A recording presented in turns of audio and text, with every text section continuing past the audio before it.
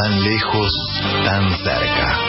Un programa que le saca las joyas y el traje de gala a la cultura y la sumerge en el barro humano de lo político, que rechaza el sillón de la alta burguesía en su salón dorado para caminar con el nervio vivo de lo social.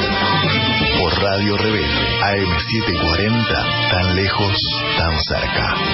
Los lunes, de 18 a 19. Conducción, Maximiliano González.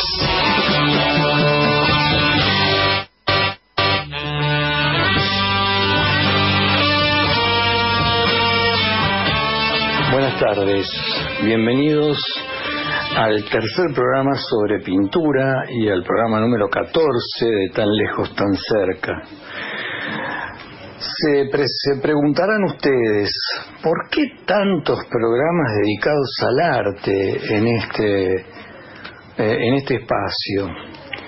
Si el arte no agota el campo de lo cultural. Es cierto, el arte no abarca todas las manifestaciones culturales de una sociedad, pero concentra aquellas vinculadas al espíritu, porque existe en el arte una dimensión religiosa, no desde el punto de vista de la religión, sino de la manifestación espiritual que trasciende al sujeto.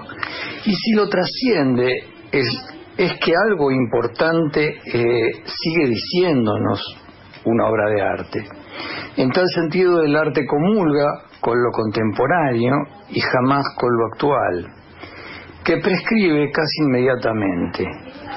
Tenemos que recordar que vivimos en una sociedad enferma de actualidad, de una actualidad que por lo general nos deja vacíos. Por eso el arte es lo único que puede llenar ese vacío, o confrontarlo, o construir un espejo de él para que podamos verlo claramente y pensarlo. Es por este motivo que le damos un espacio privilegiado al arte, para tomar distancia de una actualidad agobiante, anonadante, sobre la cual estamos cada vez más huérfanos de respuestas.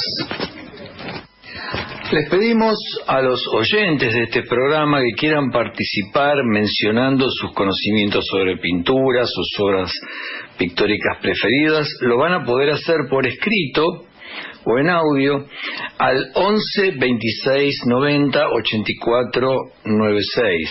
Repito, 11 26 90 84 96, o en su defecto al mail maxigonje8@gmail.com, es decir, maxigonje8@gmail.com. Desde ya les agradecemos y valoramos su participación. En el programa de hoy vamos a completar con la exposición de Mariano Levat sobre pintura, lo mismo de Juan Carlos Boan, eso en la primera tanda. Luego vamos a escuchar el tema Rakim de Dead Can Dance como corte, y después de la tanda voy a exponer la segunda parte del análisis de Las Meninas de Velázquez, y una presentación de la corriente Nueva Figuración. Finalmente, Raúl Manrupe nos va a hablar un poco sobre historieta, que forma parte también de la plástica.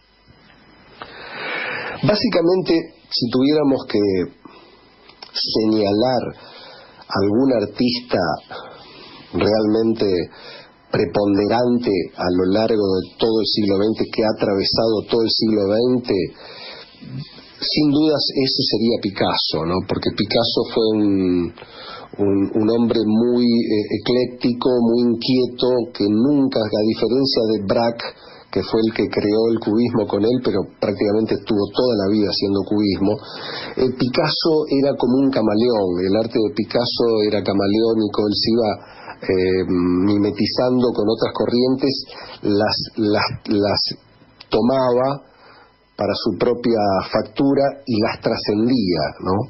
Por ejemplo, Picasso transitó durante algún tiempo por el surrealismo, que era una innovación artística en la que el artista dejaba absolutamente de lado el control de la razón sobre la obra que estaba haciendo, ya fuera pintura, literatura, cine, música, y lo que prevalecían eran todos los delirios oníricos y el automatismo, ¿no?, que es otra de las fuentes que enriquece al surrealismo.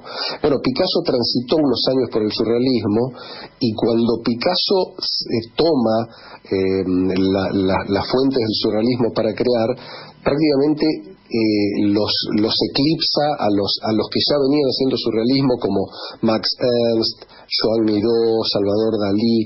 O sea, que era un tipo que todo lo que tocaba lo convertía en oro.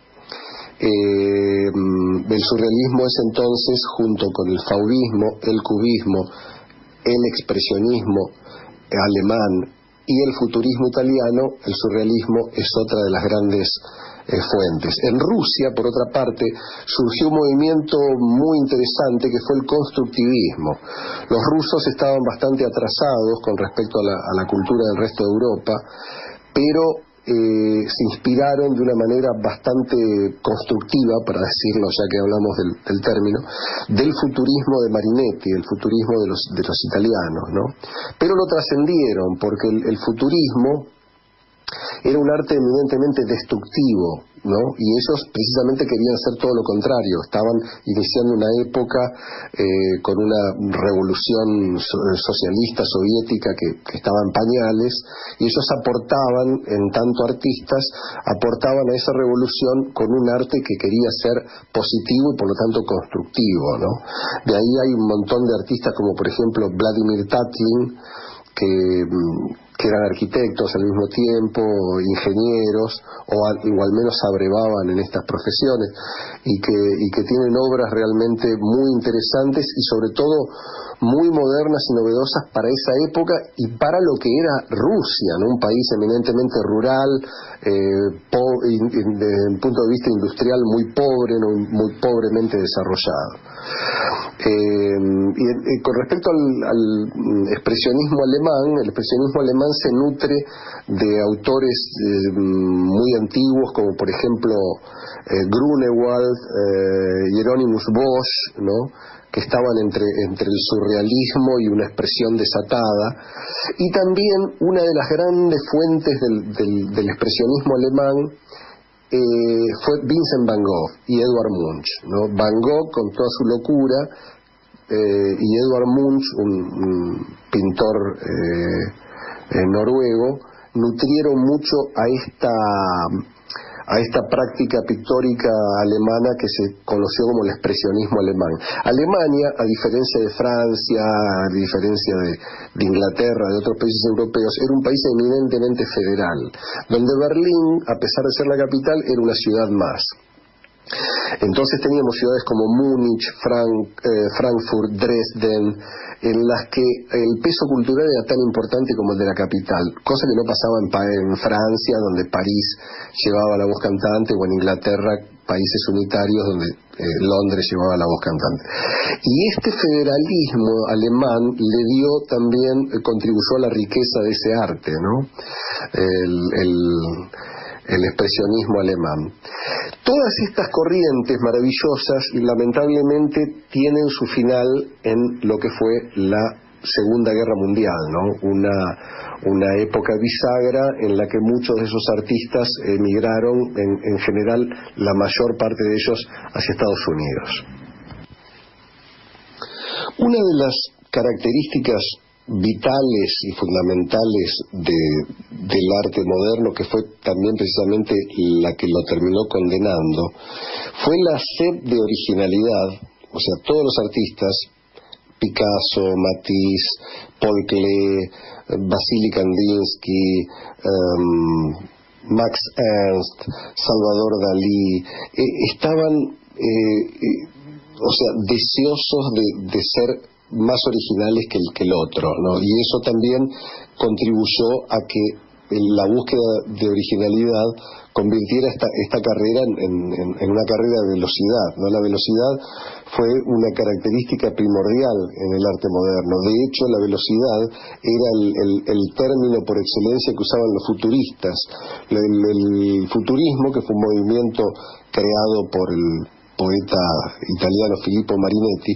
En principio Marinetti dudó en llamar a ese movimiento electricità y velocidad, o sea que tanto la electricidad, algo muy novedoso como la velocidad, pugnaron por bautizar ese movimiento que finalmente se terminó llamando futurismo. Otra de las características del arte del siglo XX fueron los manifiestos, ¿no? Los manifiestos, y empezando por el futurismo, que fue el primero que se valió de este recurso, los movimientos artísticos sentaban lo que se llamaría una suerte de principios básicos, ¿no? de lo que era el movimiento, ¿no? El movimiento futurista tuvo el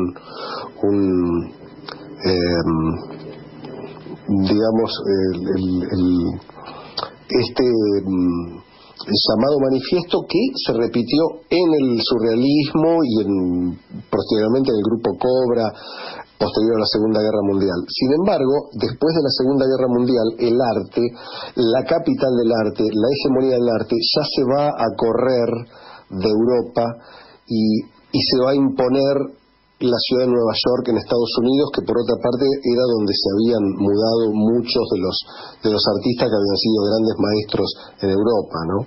Y que por supuesto empezaron a influenciar a los jóvenes artistas norteamericanos, dando clases en institutos, en universidades. Los norteamericanos, el primer grupo de artistas norteamericanos que podemos decir que influyó al resto del mundo, ¿no? Porque hasta ese momento los norteamericanos no eran más que copiadores de las vanguardias europeas, ¿no? O pintaban como Matisse, o pintaban como Picasso, o eran surrealistas, o eran futuristas, o eran constructivistas, pero digamos que no tenían sus propios movimientos. Y la primera vez que el arte norteamericano hace algo, digamos, de motus propio y por su propia creatividad, es la Escuela de Nueva York, el llamado expresionismo abstracto, ¿no? O pintura de acción, o action painting.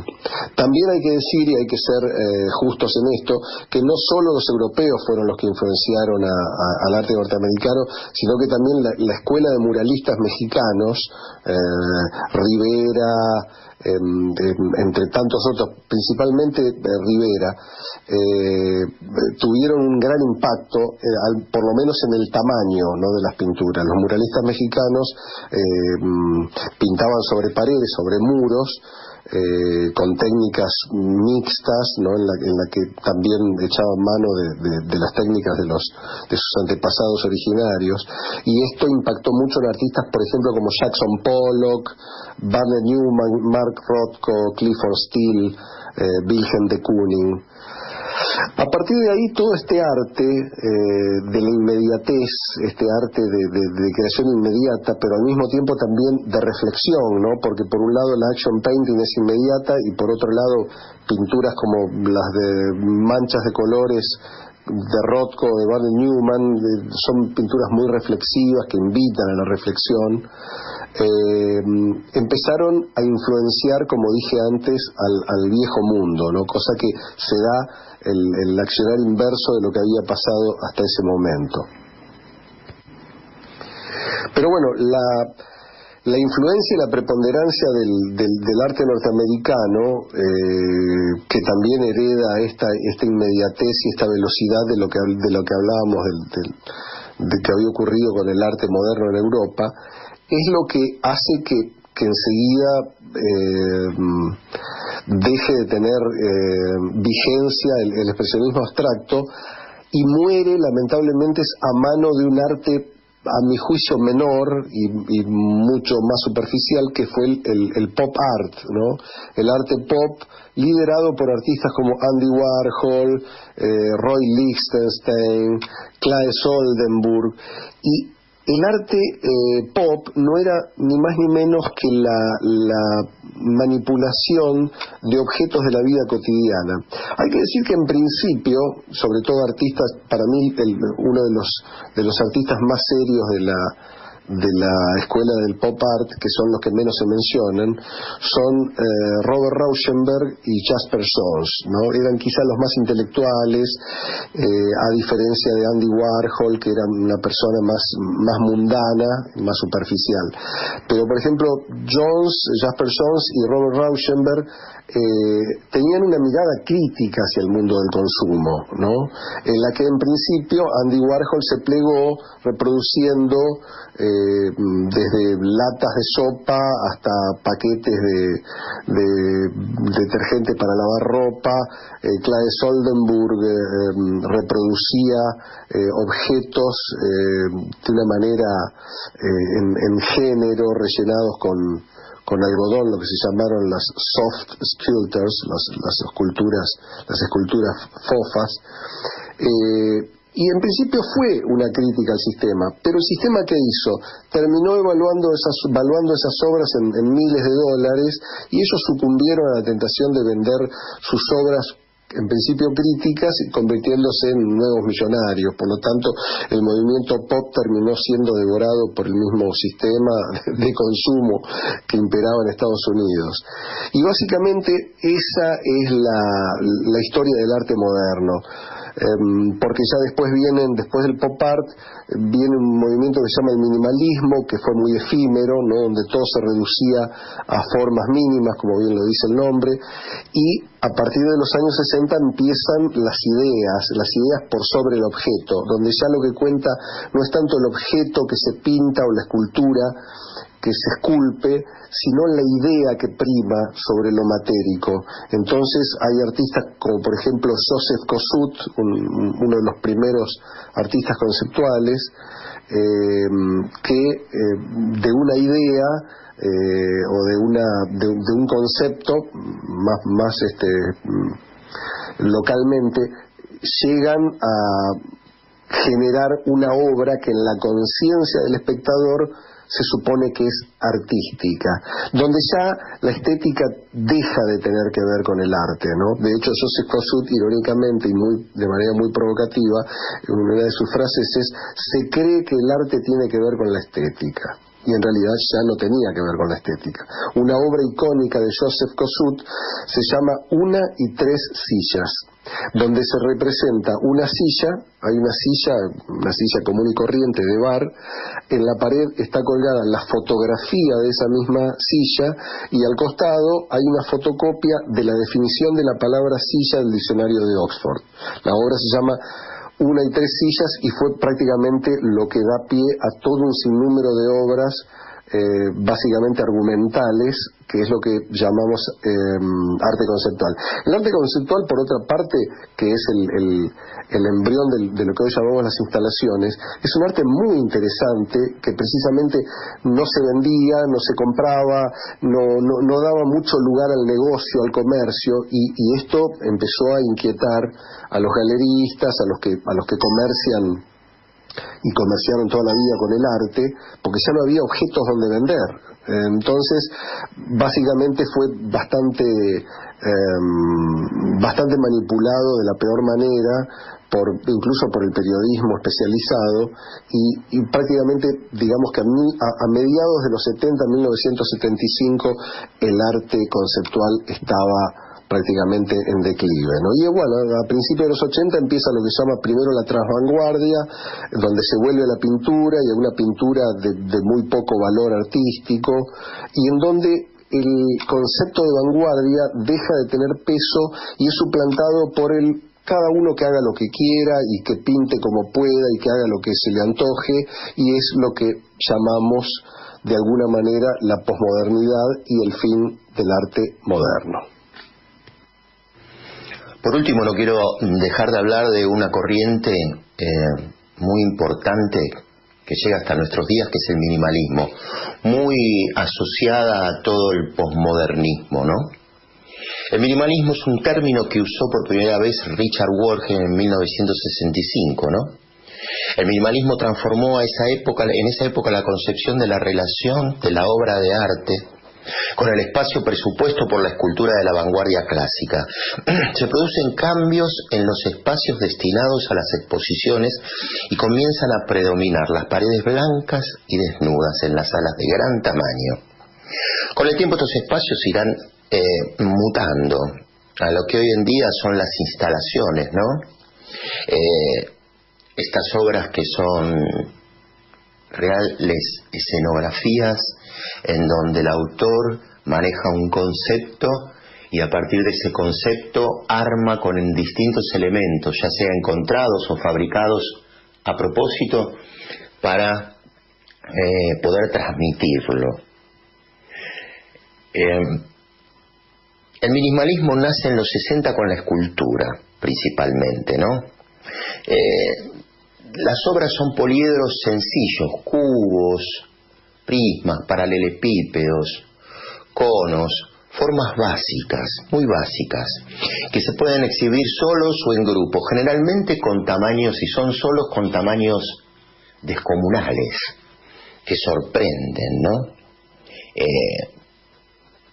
Podríamos decir que invaden el espacio de exposición, ¿no? Que crean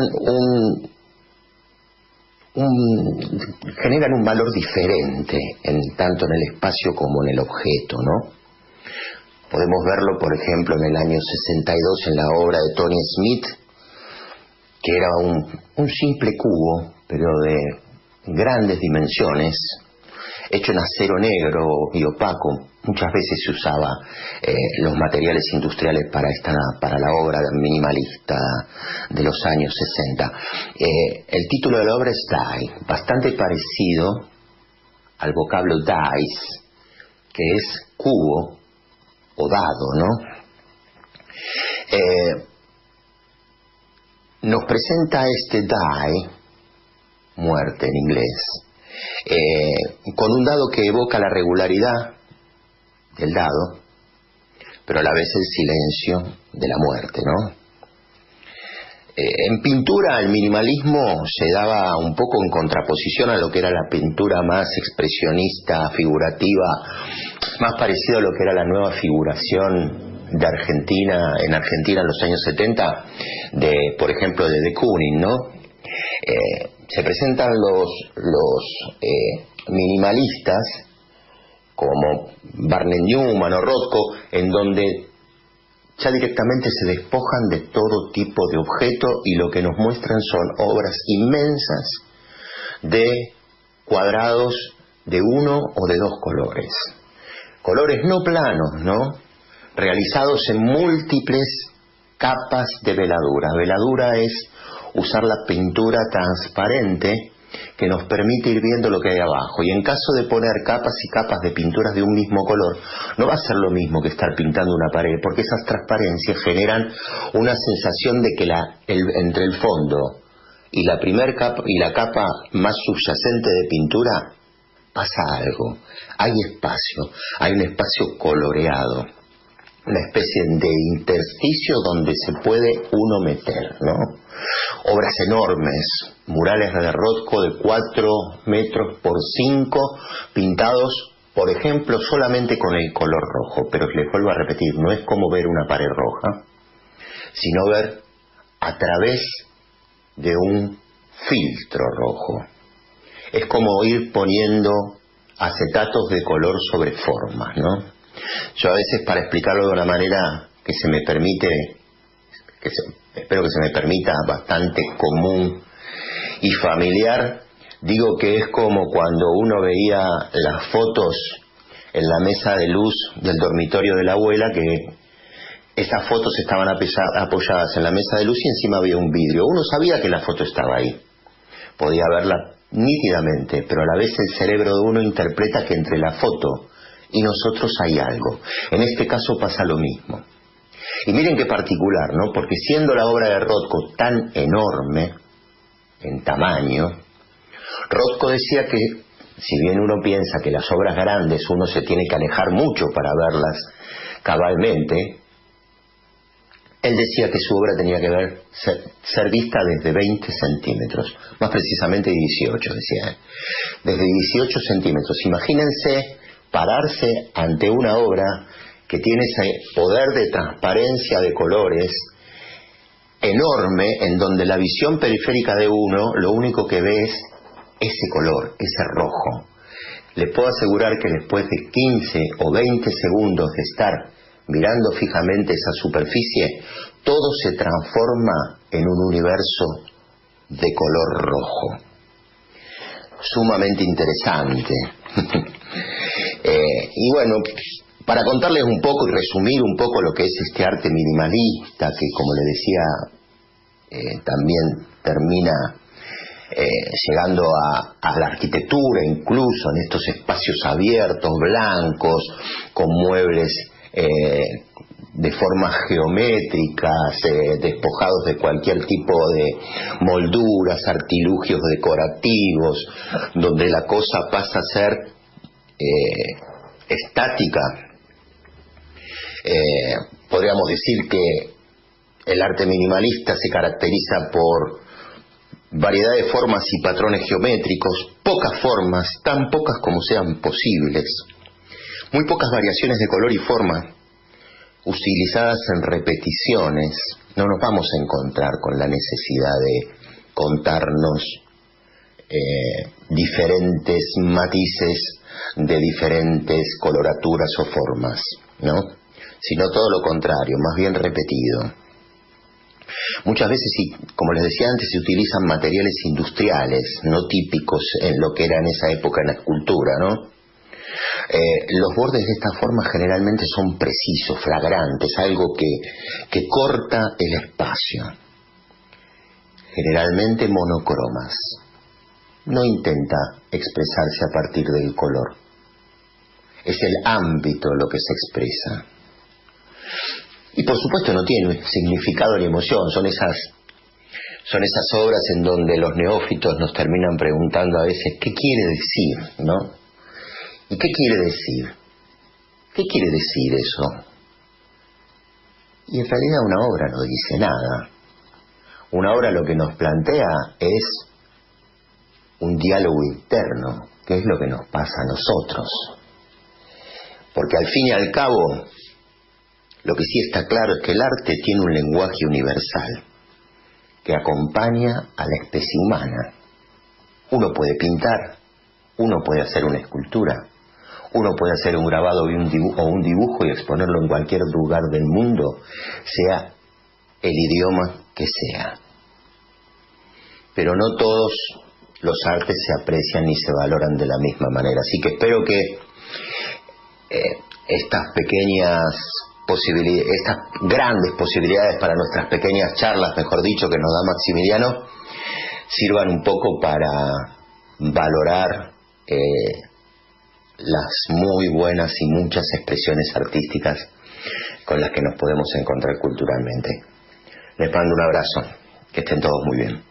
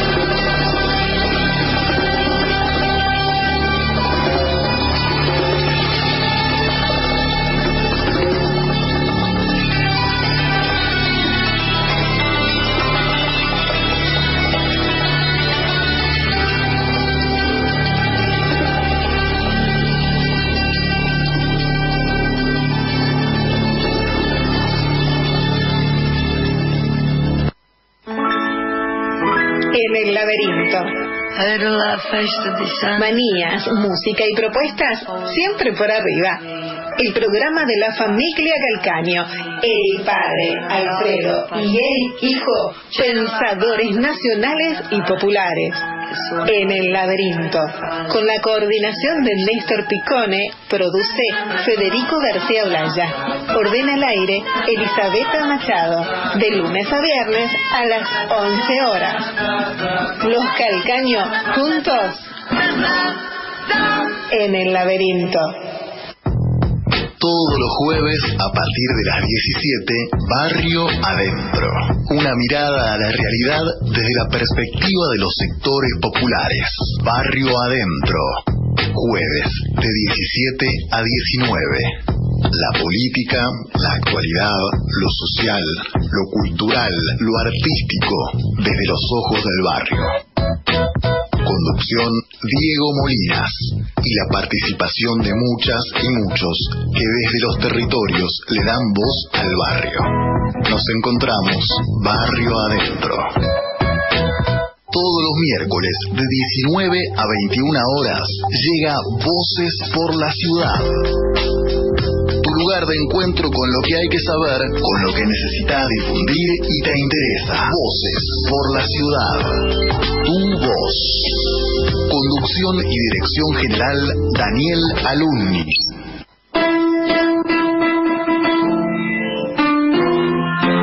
Pianos Jesús Páez e Hijos. Reparación, afinación y restauración de pianos. Más de 50 años de experiencia en el rubro. Transporte a cualquier punto del país. Consultas y presupuesto al 11 6542 7288 11 65 42 72 88. Pianos Jesús Páez e Hijos.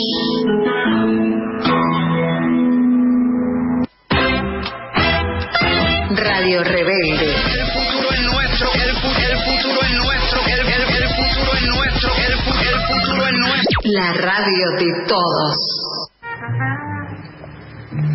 Comprender y pensar el arte del siglo XX es un curso de 12 clases coordinado por el profesor Mariano Levat. Se trata de un recorrido por los diferentes movimientos y vanguardias artísticas desde el fauvismo hasta la actualidad. Informes e inscripción 15 40 64 35 22.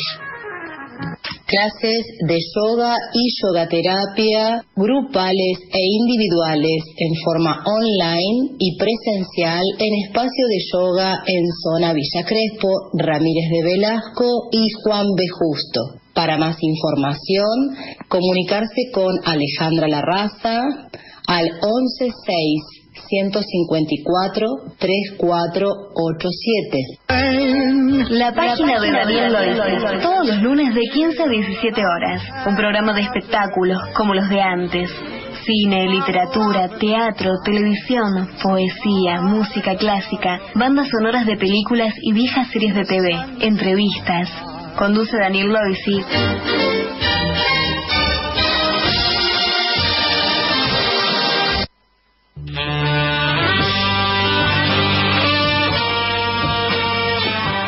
Él está allí de carne y hueso, surge como una irrupción. El espejo, al hacer ver más allá de los muros del estudio lo que sucede ante el cuadro, hace oscilar en su dimensión de interior y exterior. Si partimos de la mirada del pintor, que a la izquierda constituye una especie de centro desplazado, se percibe enseguida el revés de la tela. Después, los cuadros expuestos con el espejo en el centro, más allá la puerta abierta, nuevos cuadros cuyas perspectivas nos permite ver sino el espesor de los marcos.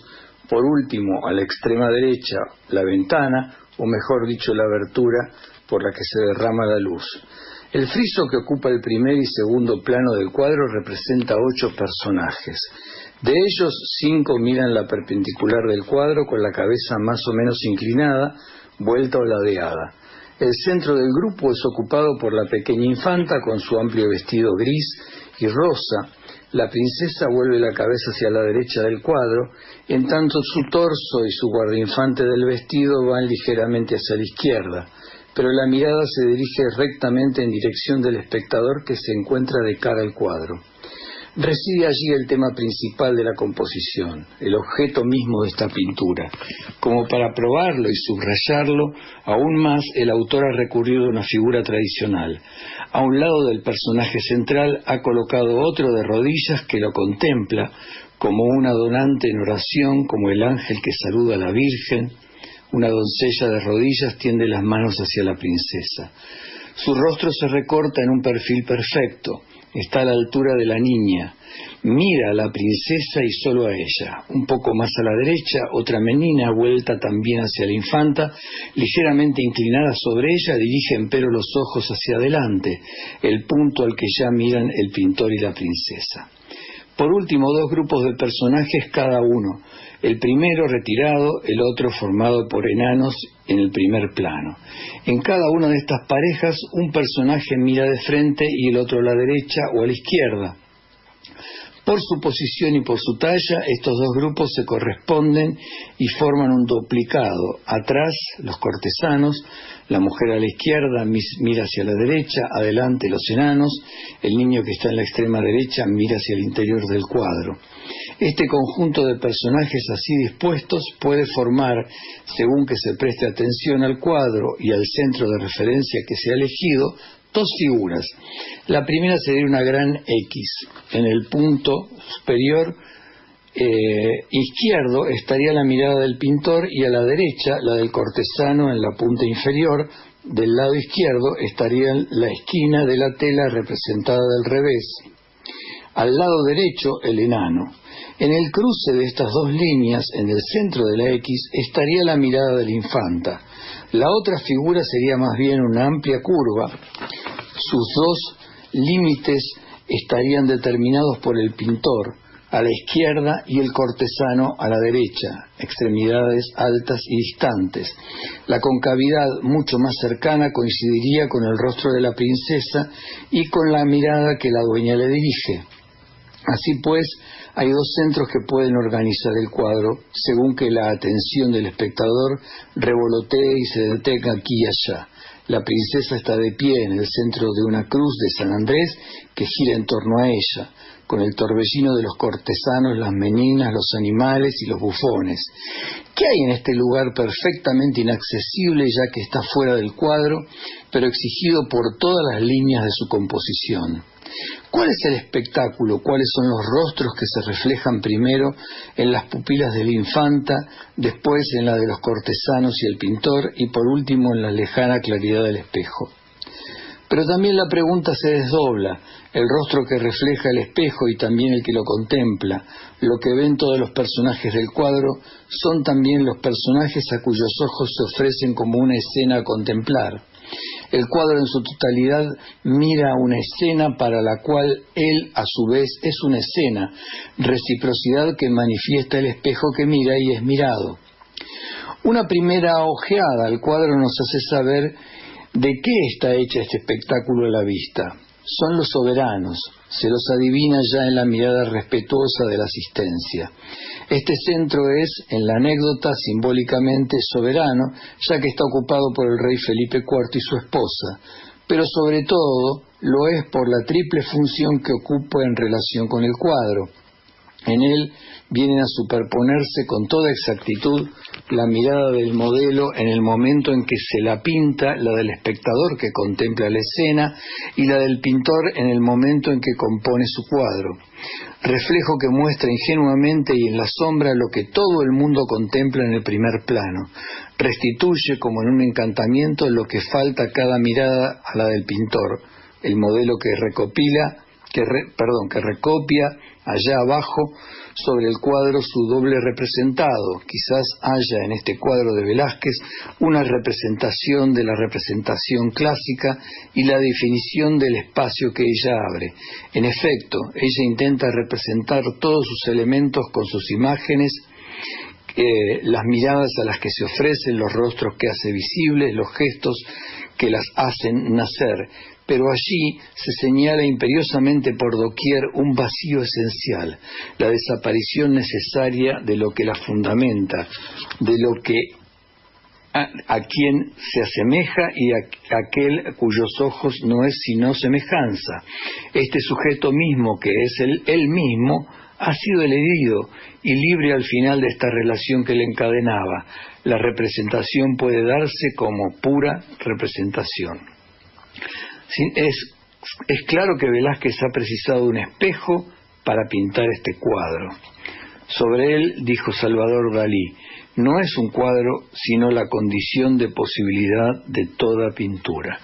Sugiero para los oyentes de este texto que acabo de leer que tengan delante el cuadro en el momento de oírlo.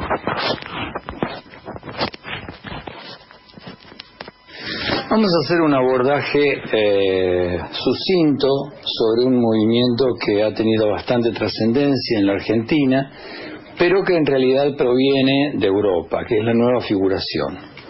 El término neo y figurativo surgió en los años 60 en Argentina, México, Venezuela y España para representar una nueva forma de arte figurativo. En España se desarrolló hasta 1965, momento en el que se pasó a la figuración narrativa. La nueva figuración preconizaba un retorno al objeto y a la realidad cotidiana. Se vuelve a representar la realidad, en términos de iconicidad, en particular la figura humana, pero con las técnicas del informalismo. Suele tener un sentido de denuncia social.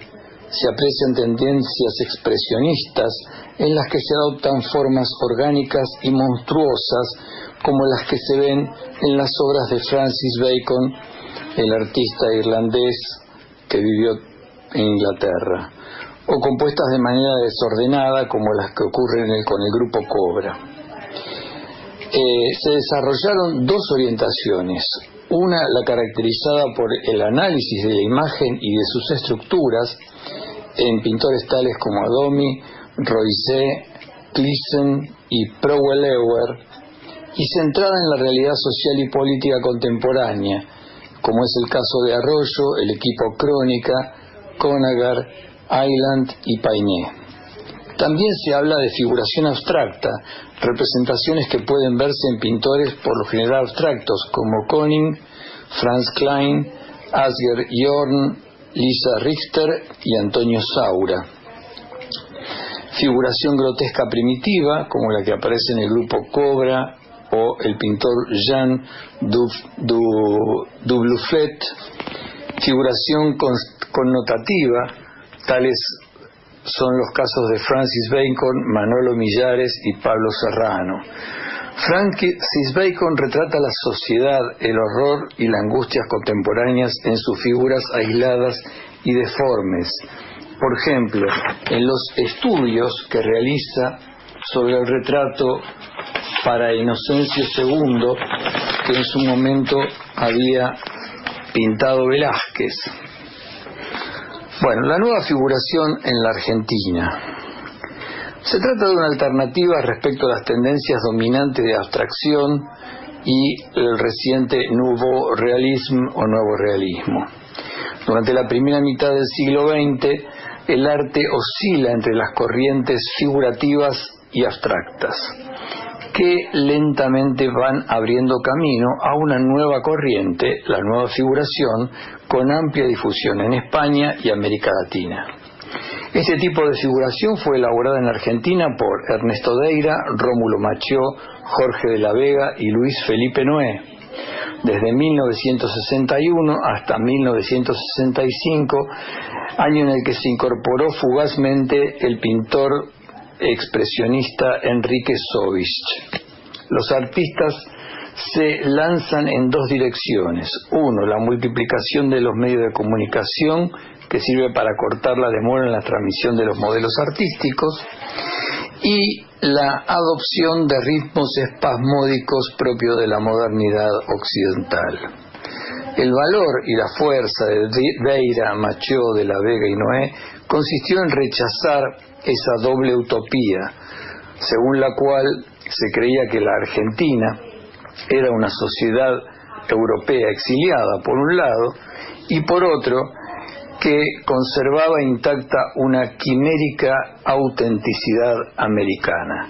De este modo afrontaron las contradicciones de su identidad argentina a lo largo de la segunda mitad del siglo XX.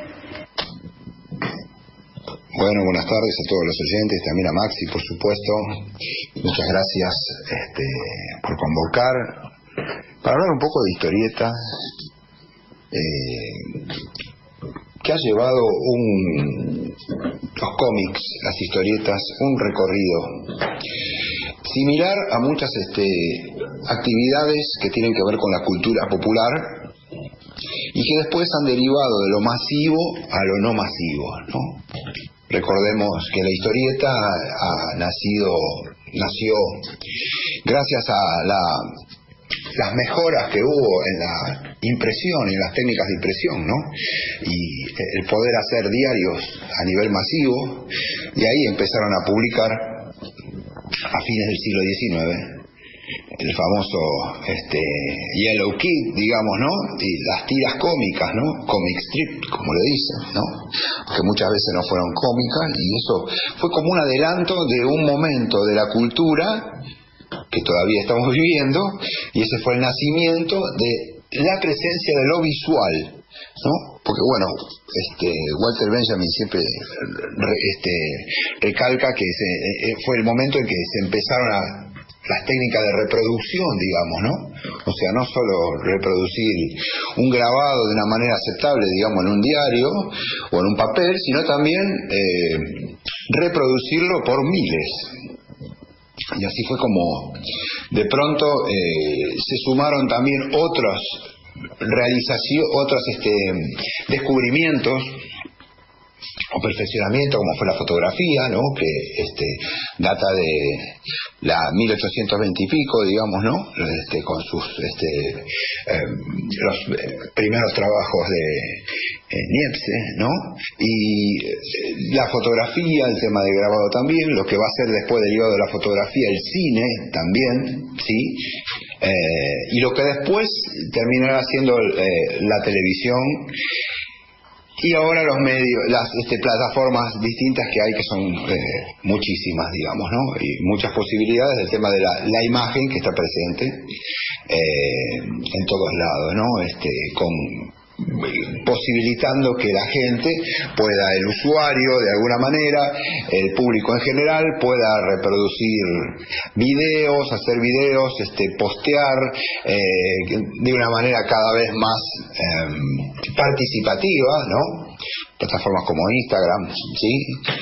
Otras aplicaciones como Twitch, ¿no? En las cuales temas como la televisión van siendo superados o se van modificando, digamos, para que mismo el cine, ¿no? Para que se vean muchas veces una herramienta, digamos, dispositivo que uno puede tener en la casa o móvil, ¿no? Es increíble ver ahora en Buenos Aires, por ejemplo, cómo cada vez hay menos cines y a la vez cada vez sigue vigente y potente el tema teatral, digamos, ¿no? Que hay muchas salas por todos lados, ¿no? Entonces, tal vez conversando la otra vez con un treintañero me decía, y sí, dice, una película podés ver en cualquier lado, ¿no? En cambio del teatro, no. Entonces existe como un renacer del teatro y es algo muy interesante. Pero estamos hablando de la historieta, ¿no? Y del cómic. Esos primeros dibujitos que aparecían, ¿no? En la contratapa de los diarios, que acá también tuvieron, somos un país esencialmente visual, ¿no? Con mucha presencia de lo visual, más que lo sonoro, digamos, ¿no? Fíjense que cuando hay un aviso se dice siempre, vea qué oferta, ¿no? Vea qué precio, ¿no? Siendo que en otros países del continente pueden decir, escuche esta oferta, ¿no? Pero acá siempre lo visual fue muy importante, ya también lo decía Scalabrini Ortiz, Julio Mafú también, ¿no? La presencia de la mirada es muy importante, y eso permitió que en Argentina se desarrollara también el tema de la historieta, que somos bastante pioneros, digamos, en el mundo, reconocidos sobre todo en Europa, no tanto en Estados Unidos, ¿no? Pero la historieta empezó a ser un medio que permitió a la gente acceder de alguna manera al texto escrito a partir de las imágenes, ¿no? Y eso sirvió para que muchos incluso aprendieran, muchos inmigrantes, no solo de acá, sino de otros países, como podía ser Estados Unidos o así, aprendiesen el idioma de cada lugar, ¿no? Digamos, eso es muy interesante, ¿no? Pero ya sabemos cómo fue el tema de los cómics y cómo desde Humberto Eco para Oscar Mazzotta, etcétera, etcétera, lo han estudiado. Pero a mí me gustaría profundizar en lo que es la actualidad. La actualidad, ¿qué es la historieta? La historieta para mí, yo creo que ocupa un lugar que es como el jazz. Como el jazz. ¿Y cómo es esto? En un momento, el tango también podría ser, si hablamos concretamente de la Argentina, en un momento fueron hipermasivas la historieta. Hipermasivas. Y hoy, como el jazz, no lo es. Yo recuerdo un chiste de Luis J. Medrano, ¿no? Que hacía sus grafodramas, ¿no? Unas excelentes observaciones muy sintéticas, de muy poco texto, que las hacía en el diario La Nación, y quedan de una tira sola, ¿no? Y entonces de repente en un dibujo él había puesto a un tipo que estaba con cara de enojado, como diciendo que chusma, en un tranvía o en un colectivo, en un interior, y estaban todos los que lo rodeaban estaban leyendo historietas, digamos, ¿no? En ese dibujito, en esa viñeta, hombres, mujeres, jóvenes, viejos, niños, etcétera, todos leyendo historietas. O sea, acá siempre fue de mucha presencia y penetración la historieta, ¿no? Y era algo muy popular, como estamos diciendo, ¿no? Esto fue hasta los años 80, 90, ¿no? O sea, con cierta vergüenza a veces, ¿no? Porque decían, bueno, leían lo que podían ser las publicaciones de Editorial Columba, ¿no? Como el Tony, D'Artagnan, Fantasía, que están consideradas de culto, digamos, y que han sido sirvieron para que muchos dibujantes y guionistas argentinos tuvieran su ventana al mundo, ¿no? Lucho Olivera, ¿no? De la María, Robin Hood como guionista y muchos más, Guillermo Sacomano, ¿no? Incluso recientemente el presidente de la Feria del Libro, ¿no? Director general de la Feria del Libro. Fue algo muy impactante, pero que en ese momento tal vez era considerado como algo de baja cultura. Cuando todavía existía el término de alta cultura y baja cultura, era algo así medio como para las clases bajas. Incluso tuvimos acceso alguna vez a revistas como Condorito, ya en los años 80, se compraba y se escondía, digamos, ¿no? Quienes la compraban eran más que nada adultos, lo metían adentro del diario, ¿no? Era algo que, bueno, en ese entonces, ese acceso a lo popular de la historieta que seguía existiendo. Eso hoy no existe más. De nuevo, como el tango, como el jazz, en un momento el tango y el jazz fueron la música, ¿no? La música popular de las masas, etcétera. Ahora no es así. Si bien forma parte, si hablamos del tango, de nuestra cultura y de nuestro acervo, etcétera, etcétera, por supuesto, pero no es masivo. No es masivo y quedó como algo que tiene que ver con nada, como el folclore, parte del folclore así, pero hoy por hoy el tango es algo para clases educadas, digamos, ocultas, o de alguna manera con cierta pretenciosidad, digamos así. Obviamente esto no quita que se destacó, pasa nuevamente el tema de que se destaca el tema del baile, ¿no? En todas las clases, entonces puede haber el tema del baile. Pasa una cosa muchas veces que te preguntan, ¿no? Algún extranjero, ¿vos no bailás tango? Yo digo, mira, el tango para mí, que yo tengo 62 años, era una cosa de mis padres. No se bailaba tango. Ahora sí, después puede haber ir a una milonga, pero con el tiempo, ¿no? Y alguien de cualquier edad puede ir. Pero en los 70, cuando el tango ya estaba en decadencia, todas estas cosas eran de los padres, digamos. Y la historieta también, en un momento dado desapareció.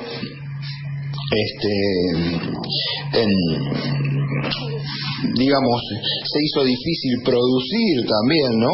Se hizo difícil producir o acceder. Existían, bueno, años 80, 90, los fanzines, y esas revistas mimeografiadas que podían llegar a existir, ¿no?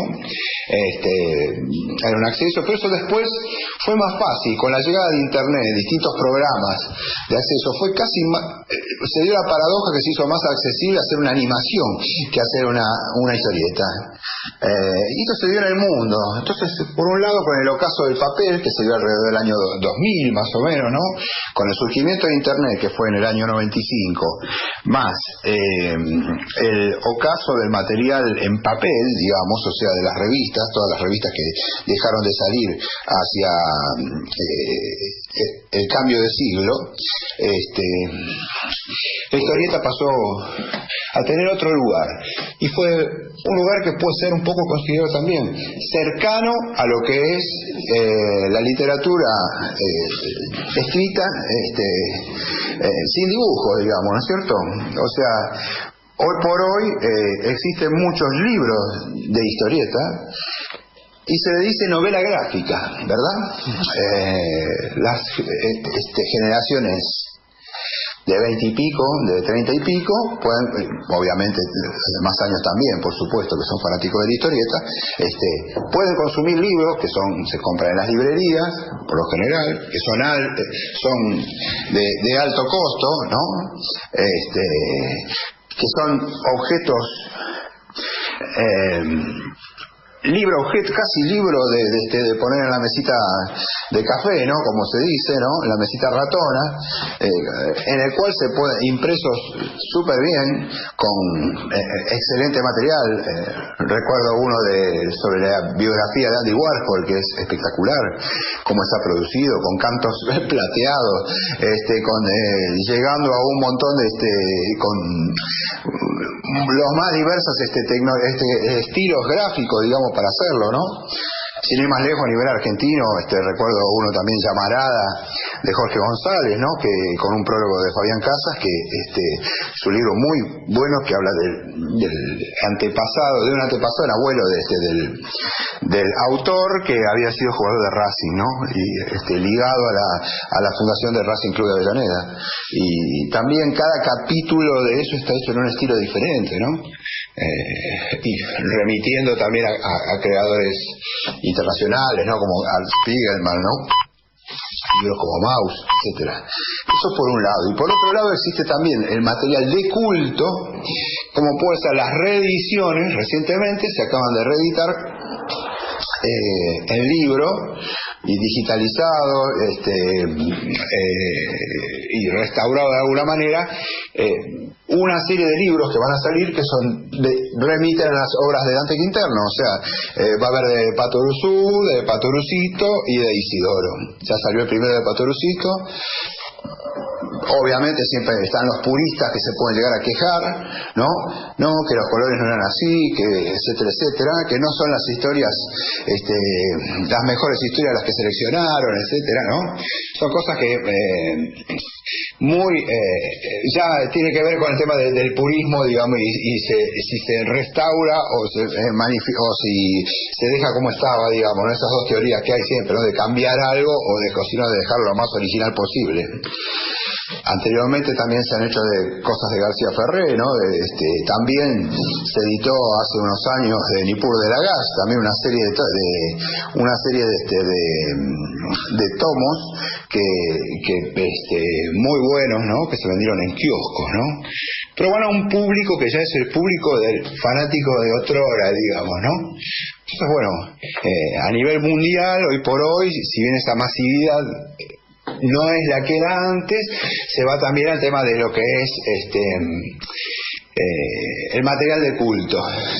Si hablamos de los superhéroes, ¿no? Tanto de DC Comics o de Marvel, se producen películas ahora a partir de esas franquicias, ¿no? Es increíble, ¿no? Y a la vez se garantizan ya desde hace unos 20 años el tema de que, por ejemplo, superhéroes, ¿no? Como Batman, por ejemplo, que no lo haga siempre el mismo dibujante, sino que tenga la interpretación de distintos dibujantes, ¿no? Entonces, hoy por hoy la historieta es eso, o sea, es el material, por un lado, nostálgico, y por otro lado, el material, no digo de elitista, pero sí de un cierto nivel intelectual, digamos, y adquisitivo también, ¿no? Es el octavo arte, como dicen muchos, ¿no? La literatura dibujada, como dicen otros. Proyectos como cuando fue la revista Fierro, que la sacaron, era como suplemento, ¿no? de página 12, no anduvieron. Son distintas etapas. Tampoco existe muchísimo en cuanto a la web o a las plataformas, de sacar provecho de la historieta. Yo creo que eso es como un camino que no está explorado, ¿no? Y me gustaría ver, de repente, historias o reels de Instagram y que fueran como historietas, no he visto. Tal vez va para otro lado la cosa, ¿no? Y siguen de alguna manera unido al noble y originario papel que le fue gracias a él que le dio vida a la historieta, el cómic, la literatura dibujada, ¿sí? O las novelas gráficas, como hablamos.